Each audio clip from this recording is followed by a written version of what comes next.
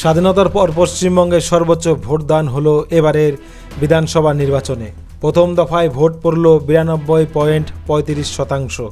রাজ্যের 16টি জেলার 152টি আসনে ভোট গ্রহণ সম্পন্ন হয়েছে। এবার দ্বিতীয় দফার নির্বাচন।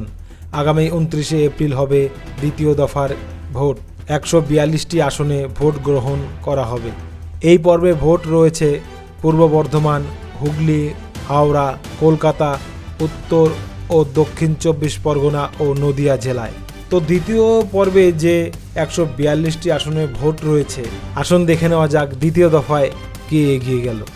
প্রথম দফায় বিজেপি এগিয়ে গিয়েছে। এবার এই দ্বিতীয় দফায় যদি বিজেপি ভালো ফল করতে পারে তাহলে এবার বাংলায় ক্ষমতায় আসতে চলেছে বিজেপি। তো দেখে নেওয়া যাক পরিস্থিতিটা কি।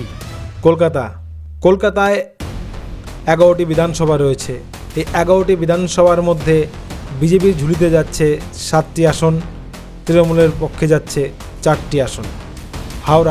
হাওড়া জেলায় 16টি বিধানসভা রয়েছে। এই 16টি বিধানসভার মধ্যে বিজেপি জিতবে 9টিতে, তৃণমূল কংগ্রেস 6টিতে এবং একটি আসন অন্যান্যদের ঝুলিতে একটি আসন রয়েছে হাওড়া থেকে।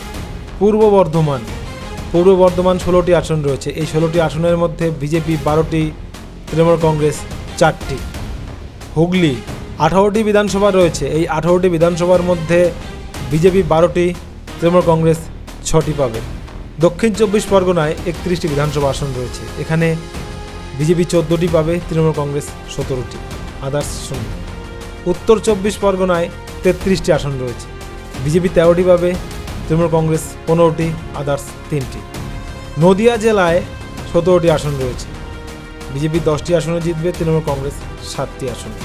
তো দ্বিতীয় দফার যে 142টি আসনের ভোট হচ্ছে, এখানে বিজেপি 77টি আসন পাবে, তৃণমূল কংগ্রেস 61টি, আদার্স 4টি। তো ওভারঅল দ্বিতীয় দফায় 142টি আসনের মধ্যে বিজেপি 77টি আসন পাচ্ছে, তৃণমূল কংগ্রেস 61, আদার্স 4।